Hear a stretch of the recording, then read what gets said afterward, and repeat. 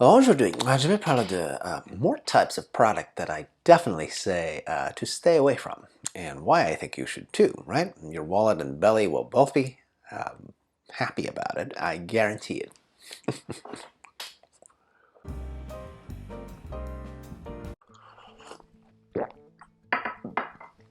Hey, XenPuck here. Now, I can't claim to be anything but a capitalist, so one thing I need to get out of the way is that the reality is all products deserve a place somewhere. So while today I'm going to rant about some pet peeves of mine in the wild, wide world of food, I don't really think that literally no one should be buying these products at any given time. Of course not. These products exist and are popular with some people, so therefore they must deserve some purpose somehow, right? Yes, indeed. But I guess my main point is that no sane person who want to, be efficient with their spending and at least not actively harm themselves probably, should stay away from these as regular purchasing decisions. I promise I'll be more nuanced while expounding on my reasons for hating these product categories, in detail later on, right? Again, please recall that my aim is simply to make all of y'all's lives better, or as how I believe it'd be better anyway. So, if you enjoy some random rants from a dude with no production skill, clearly, like and subscribe, share, and comment, or whatever. I'll be great regardless, because I just do these for funsies. Now, for the very first food type of item that I just cannot imagine buying, okay? That would be frozen meals, okay? Now, I totally get who buys these, right? It's anyone who's short on time, right? I mean, I know I'm early retired now, but that has obviously not always been the case, right? Surely when I was working that corporate grind, I'd stock up and feed myself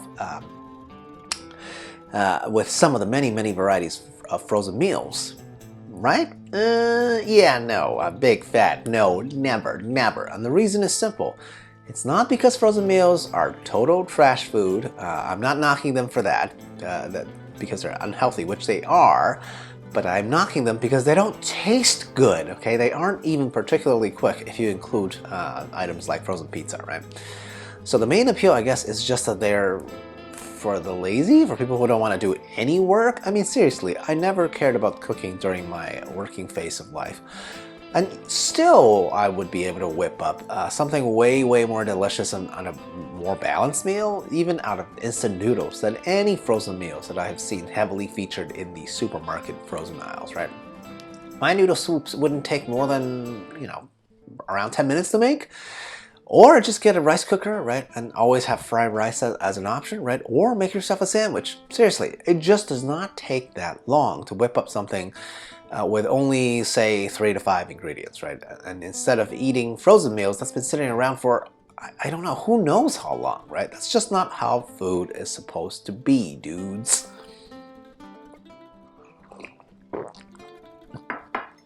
Now, my second pick is probably the most controversial, mostly because my wifey doesn't even follow this particular one, and that would be packaged snacks such as chips, candy, cookies, whatever, right? Honestly, I would look at it like this, right? Anything with a shelf life that's longer than a week or two is highly suspect, right? Oh, and also the ones I just mentioned are pretty much straight up sugar bombs.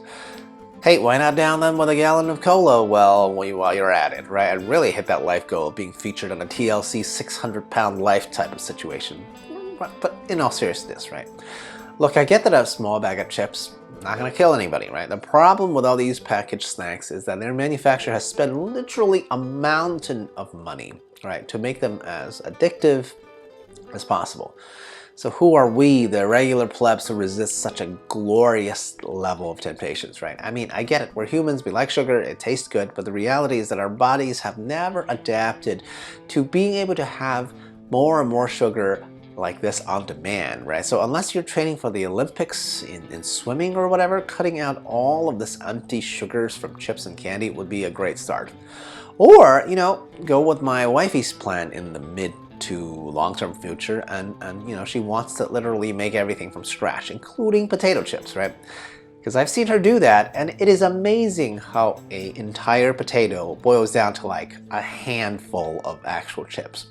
And once you know that fact, it's really hard to look back at these gigantic bags of chips that I see in the supermarket without thinking about how many stones of potatoes we're really inhaling into ourselves. Oh, yikes.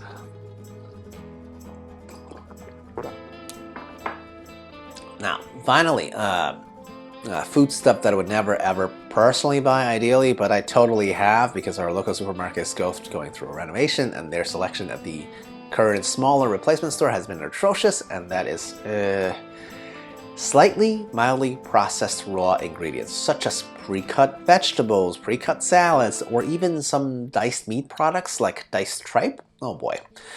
I mean, I did not even include ground beef here because Americans love their burgers, but the principle is really the same, right? Compared to the actual processed food that I've mentioned in the previous 2 points, raw ingredients are obviously better, right? But here I'm objecting to the massive markup for anything a supermarket might dice or cut for you, right?